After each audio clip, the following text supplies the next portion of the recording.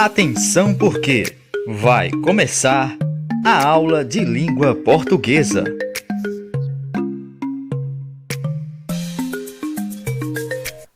Boa tarde, pessoal. Aqui professor Marinaldo mais uma vez, diretamente do canal Eduque Mais São Caetano, Pernambuco.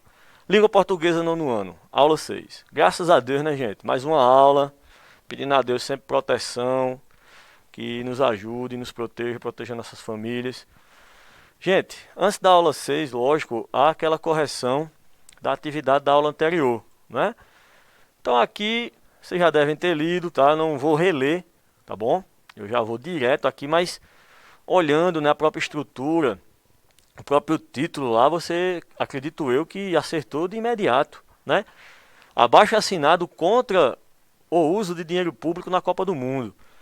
Então, aí vocês leram os dizeres do abaixo-assinado, como já discutimos em outro momento, na aula anterior, né? A pessoa lá que encabeça, né, o abaixo-assinado geralmente é a pessoa que vai representar os demais. Então, quando você leu, né, pelo próprio título, você foi leu aí o texto, o gênero, né, e teve as perguntas, né, aliás, há as perguntas a serem respondidas. Gente, que gênero textual é esse? Ninguém tem dúvida aí que é o abaixo-assinado, né? Até pelo próprio título ali, tá certo? Não só pelo título, mas pela estrutura, como já foi debatido aqui em outro momento. Para que serve um texto como este? Você viu que é um texto que você reivindica, um texto reivindicatório. E o que é isso? Reclamar. Então você pode botar para protestar, reclamar, denunciar. A quem ele é dirigido? No caso, a época, né, que ele foi produzido, a Dilma Rousseff, né? Quem escreveu esse texto? Aí tem o nome da senhorita que encabeçou lá o abaixo-assinado. Qual o protesto desse texto? Então, quem leu o texto direitinho viu que é o protesto contra o uso de direito público na construção de estádios para a Copa 2014, tá? Segundo os manifestantes do texto, onde eles querem que o dinheiro público seja investido. Quem leu o texto viu que queria que fosse investido em saúde e educação, né? Onde e quando este texto foi escrito? A cidade, data, mês e ano. Tudo bem? Então espero que vocês tenham conseguido aí responder. Seguindo. Aqui, gente, é para você escolher a alternativa correta, tá? Esqueça aí esse enunciado, tá? Me desculpem. Na minha revisão aí do slide, eu não fiz a devida correção, mas não atrapalha aqui o nosso trabalho. Tudo bem? No lugar deste enunciado, leia-se da seguinte maneira: assinale a alternativa abaixo, correta, né? De acordo ao gênero textual abaixo assinado. Então, vimos que o abaixo assinado é um texto com o objetivo de protestar. Pronto. Tá? Professor, a letra A está dizendo que ele não é um gênero textual. Falso, né, gente? Letra C. Na estrutura deste texto não é preciso parágrafos. Lógico que precisa, né? Meu texto, você sabe muito bem que eu construo para o texto. Eu não vou detalhar, né? Mas a origem é como? Tudo começa lá, né? Que depois a gente vai estudar a fonologia, né, gente? A fonética e fonologia. Eu começo com sons, letras, com letras, sílaba com sílaba, palavra, palavra, frase, oração, período, parágrafo. Então, texto. Então, vai ter parágrafo, né? A linguagem usada para fazer um texto assim é a língua popular. Vimos que não, tá? Vimos que temos que ter cuidado com os dizeres, pois o próprio documento, de repente, se for para via judicial, serve de prova. Então, a linguagem tem que ser uma linguagem mais bem elaborada, não é verdade? Terceiro, a respeito dos gêneros textuais estudados, julgue o item que se segue. Você vai julgar esse item aqui, gente. O gênero textual carta aberta tem como objetivo principal transmitir informações, reivindicar ou conscientizar sobre assuntos de interesse coletivo. Tem caráter argumentativo, busca convencer o leitor de suas ideias. Perfeito, correto, foi isso que vimos, não é verdade? Carta aberta, interesse coletivo, argumenta-se, convence o leitor de tais ideias. Então, corretinho aí. Quarta questão, leia com atenção o texto abaixo e depois responda ao que se pede. Então você vai ver, ó, São Caetano, Pernambuco, a cidade, né? A casa dos PCs, é fictício, tá, gente? E aí, atenciosamente, ou aos cuidados, né? Serviço de atendimento ao cliente, né? Você vai dizer o que você vai colocar aí, né? A pessoa, você no caso, a rua, seu endereço, o assunto, PC com mau funcionamento, né? Que é esses gabinetes, né? Computador. E aí, prezados senhores, aí você vai fazer a sua reclamação, né? Aí, uma história bem fictícia. Em 5 de abril de 2021, né, estive em seu estabelecimento e adquiri um PC. Você diz o valor, forma de pagamento, né? Anexa documento, né, conforme recibo. E aí conta o que aconteceu.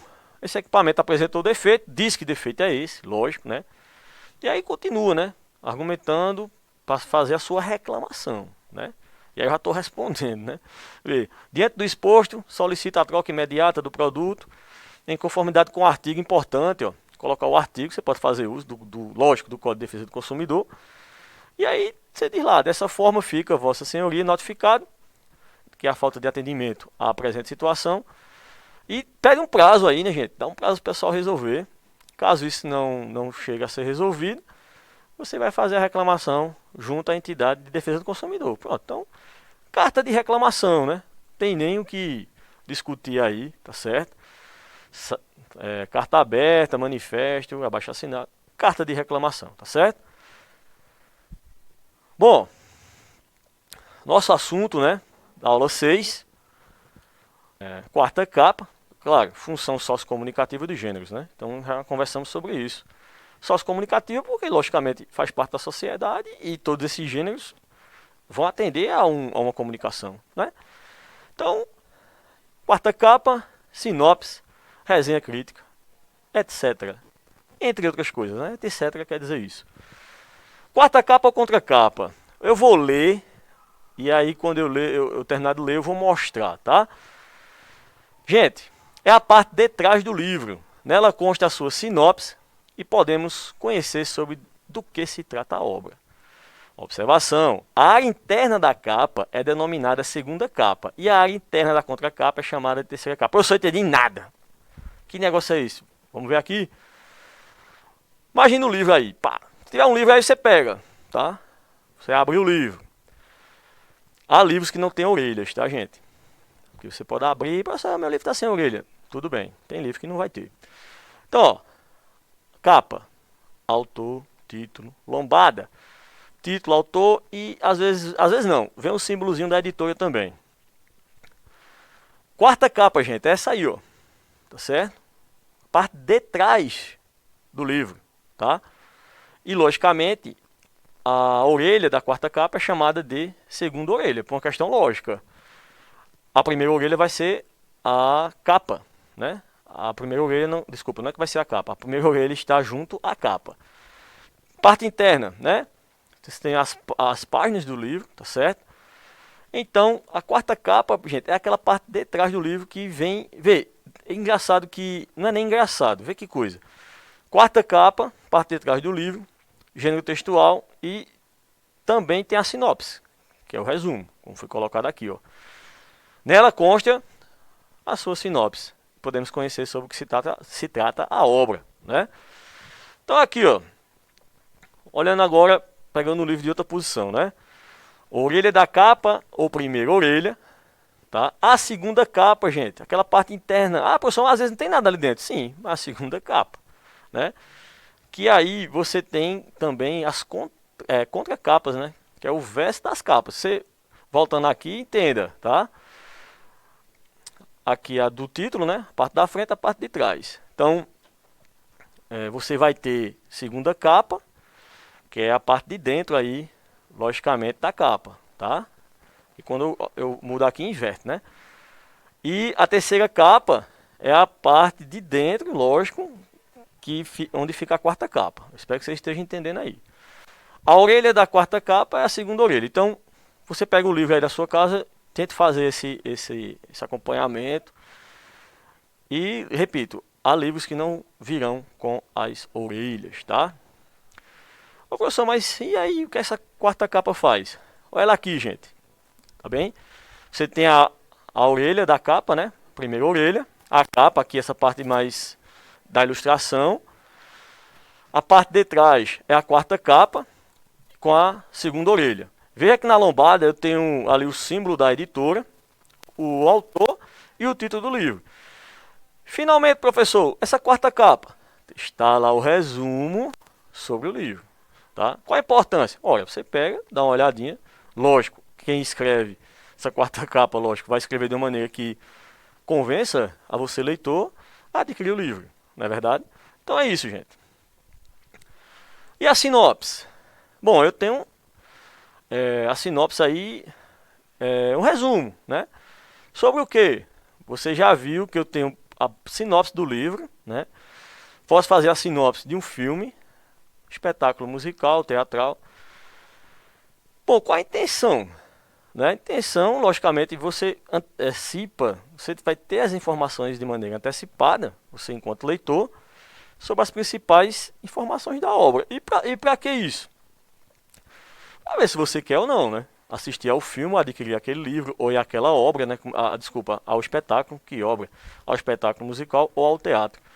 Então, já começa a perceber que a sinopse ela vai ser escrita, né? De uma forma que vá prender você ali enquanto leitor, enquanto, abre aspas, consumidor daquele livro, daquele filme. Então, rapidamente, é um texto que apresenta uma visão geral de uma obra ou produto cultural, né? E aí, logicamente, não vai destacar os aspectos particulares, tá certo? Não vou poder avaliar ali, porque se eu avaliar, já vou para outro gênero que eu vou falar daqui a pouco, que é a resenha crítica. Tá? Então, cuidado aí, é muito similar, né? Se eu começo a avaliar, aí eu começo a fazer uma resenha crítica, tá? Gente, quem já assistiu a este filme, viu que é um filme maravilhoso, né? Então aí a sinopse, quando eu li, me interessei, até porque faz parte aí da minha área, né? Katharina Watson, né? Julia Roberts é a atriz, Katharina Watson é a personagem, né? É uma recém-graduada professora que consegue emprego no conceituado colégio Wellesley, né? O Wellesley. Esse W aí eu sempre me confundo quando é som de V, som de U. Enfim, na linguagem dizem que é som de V quando ele é alemão, né? Quando ele é inglês, ele é som de U. Então eu vou ler aí como Wellesley, né? Para lecionar aulas de história da arte. Incomodada com o conservadorismo da sociedade e do próprio colégio em que trabalha, Katharine decide lutar contra estas normas e acaba inspirando suas alunas a enfrentar os desafios da vida. Eu vi a sinopse, gostei, faz tempo que eu assisti a este filme, tá? E aqui também outro filme, quem é professor, acho que uma boa parte já deve ter assistido a este filme. Esse aqui já tem um certo grau aí mais elevado, acho que talvez a faixa etária de vocês, não sei se poderá assistir, né? Então você tem aí Annie Gruel, né? É uma jovem professora que leciona em uma pequena escola de um bairro periférico nos Estados Unidos. Por meio de relatos de guerra, ela ensina seus alunos os valores da tolerância e da disciplina, realizando uma reforma educacional em toda a comunidade. Veja, essa sinopse, gente, aí uma coisinha bem resumida sobre o filme, eu me senti ali identificado pela questão de ser professor. Então veja a importância da sinopse, né? A pessoa, você pegar um filme e não ter sinopse, como é que você assistir o filme se o filme de repente ali não começar a agradar? Então aqui já me dava uma ideia do que eu queria, né? E a sinopse vem bem a calhar. Aí. Ah, professor, e esse filme? Pra você ver que eu não só assisto, né? Assisto filme de ação também. Isso aí é pesado, né, gente? Vou falar não, senão eu termino fazendo minha resenha crítica aqui, mas também não sei se atende a faixa etária de vocês, eu acho que não, tá? Mas eu trouxe só o exemplo, não trouxe como indicação, eu trouxe como exemplo para a sinopse. Então aí, né, mais uma sinopse. O tempo passou para Rambo, Sylvester Stallone, que agora vive recluso em um rancho. Sua vida marcada por lutas violentas ficou para trás, mas deixou marcas inesquecíveis. No entanto, quando sua sobrinha Gabrielle, Yvette Morel, é sequestrada, Rambo precisa resgatar suas habilidades de combate para enfrentar o mais perigoso cartel mexicano. A busca logo se transforma em uma caçada por justiça, na qual nenhum criminoso é perdoado. Ora, sempre gostei de filme de ação, né? Então, vi a sinopse me convenceu ali. Eu assisti, tá bom? Agora, gente, vamos para outro gênero textual. Importantíssimo isso aqui, muito importante a resenha crítica, né? E essa resenha crítica, a definição ali, né? Texto expositivo argumentativo, que analisa uma obra, um objeto, um lançamento, etc. Então, ela tem as subdivisões, né? Crítica elogiosa, comentários positivos acerca do tema, ou seja, essa é a mais comum, tá, pessoal? A crítica elogiosa. Crítica negativa, opiniões desfavoráveis ao que se analisa, né? Essa aí é pouco comum, e a crítica construtiva também, eu acho que é pouco usada, entretanto existe, né? Você, logicamente, apresenta os aspectos negativos, porém expõe o que poderia ser feito para melhorar. Pessoal, essa crítica construtiva aí, quando vocês forem trabalhar a redação, vocês verão. O professor corrige lá sua redação, sua produção textual. Interessante que tudo isso que nós falamos aqui, de todos esses gêneros, tudo isso é redação, gente. Redação é a produção de texto, né? Claro, o vestibular pede um gênero bem específico. Beleza, agora tu já pensou aí para imaginar?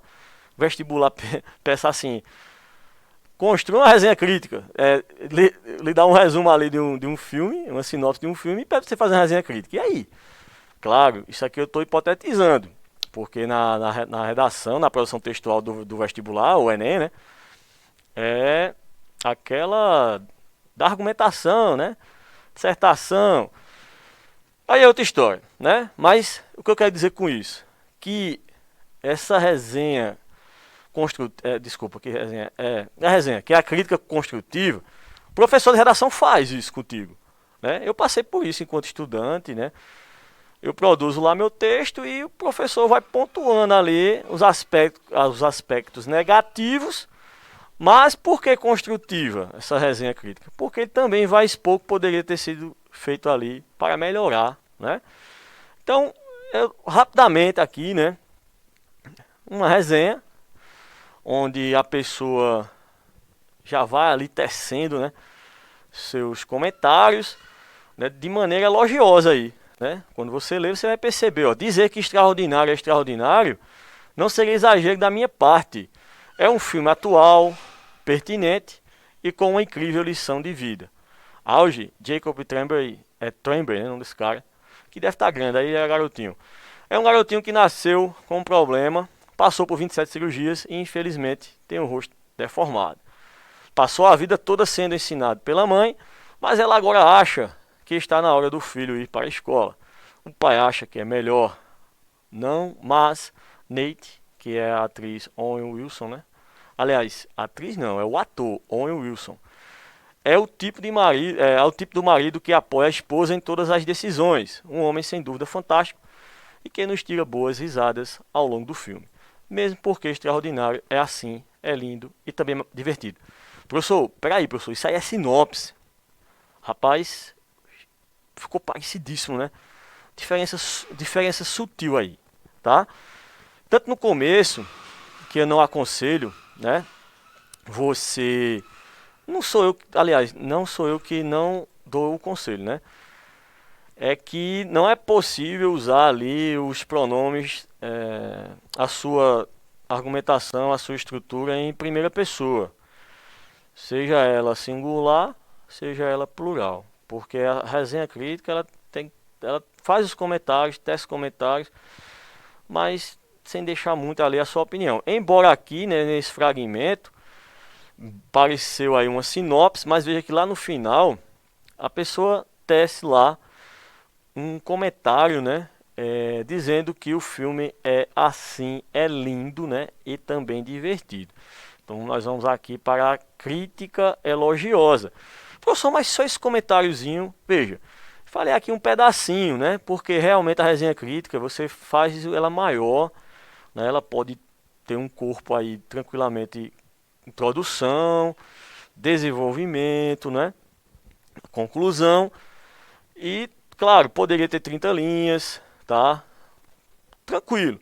Mas o que eu quero que você entenda é porquê, né, desse gênero ser chamado de resenha crítica, tá? Professor, mas a resenha não é um resumo? Também, um resumo de 30 linhas, por que não, tá? Entenda resumo, não... Nós temos outras situações, lógico, de resumo, mas entenda este aqui, onde você vai fazer isso aqui, ó. O professor explica melhor, não tô entendendo não. Como é esse negócio aí de crítica elogiosa? Gente, você, por exemplo, assistiu ao filme aqui, Extraordinário. Então, o que é que você vai fazer? O ator, qual é o nome dele aqui? Owen Wilson, né?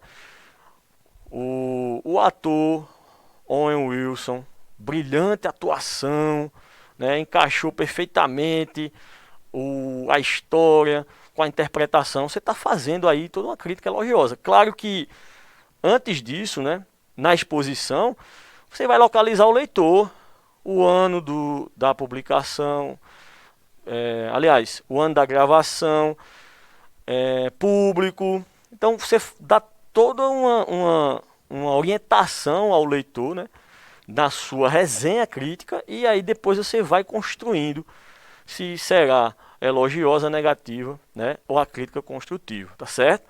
Então é isso aí. Aqui é só um exemplo, pessoal, para que nós entendamos aqui o que é a resenha crítica. Que também são pedacinhos, tá, pessoal? Como eu disse, a resenha crítica tem esse formato maior, mas aqui eu trouxe só para exemplificar, né, algumas argumentações. Espectadora número 1 com relação a este filme aí da Mulher Maravilha, né? Ela já foi dizendo, ó, péssimo filme, mais um filme globalista, tentando colocar a garganta abaixo. A linguagem, ela já usa uma linguagem um pouco, não muito polida, né? Isso também não é muito aconselhável, não. Mas, professor, mas porque eu trouxe? Não, eu trouxe para mostrar que também tem esse tipo, tá certo? Embora o nosso foco, né, de compreensão seja uma resenha crítica bem mais elaborada, como eu falei, né, expondo ali, situando o leitor, o ano do filme, os atores, o ambiente, e aí depois você faz o elogio ou não, né? Nesse caso aí, ela não elogiou, não é verdade? Ela faz uma crítica, uma resenha crítica, de maneira, como eu citei aqui, negativa, tá bom? Bom, e a de baixo? A de baixo já é o contrário, entretanto ela faz uso da primeira pessoa, que isso aí pede-se que não se coloque, né? Você pode fazer a crítica elogiosa, a resenha crítica elogiosa, sem a utilização da primeira pessoa. Veja que ela já diz, ó, adorei, né? Então, se eu for ver aí o pronome que conjuga este verbo, eu, né? Pronome eu, pessoal. No caso aí, a pessoa que fez, né? Então ela diz, ó, a força feminina mostrada no filme é inspiradora, deixando de lado aquela história antiga em que a mulher sempre é a parte mais fraca e precisa ser salva pelo príncipe. Nos dias de hoje, sabemos que a mulher é tão forte quanto qualquer outro indivíduo. Aí você pode até pensar, professor, mas esse pedacinho está parecendo uma sinopse, né? Então, o que eu quero dizer é, existe esta relação, esta interligação entre os gêneros, tá certo, pessoal? Mas entendam, aqui é só exemplificando as esferas aí de ser elogiosa, negativa ou construtiva. Numa resenha crítica, né, você faz um embasamento maior, como eu falei, tá certo? Gente, dica de hoje, tá? A Moreninha, tá? Joaquim Manuel de Macedo. Ah, professor, esse livro aí é de 1844. Poxa, é um clássico, gente. Vamos parar com essa coisa, né? Assim, não é uma ordem, tá? É um conselho. Atualmente, as pessoas dizem, não, oxe, eu vou ler isso aqui. Não, isso aqui é do século passado, do século retrasado. Gente, os clássicos são importantíssimos, tá certo? Esse livro é excelente, tá? Pequeno, um livro de 100 páginas apenas. Faça a leitura, tá? Agora, claro, tem algumas palavras que fazem parte ali de um determinado contexto, daquela época. Isso é um auxíliozinho no dicionário, você aprende mais. Você joga, abre aspas, joga mais informações para você, para o seu vocabulário, né, gente? Referências, quem quiser depois em casa, né, pausa, olha aí. Gente, é isso, tá? Fé, força e foco. Fiquemos com Deus. Até a próxima, se Deus permitir.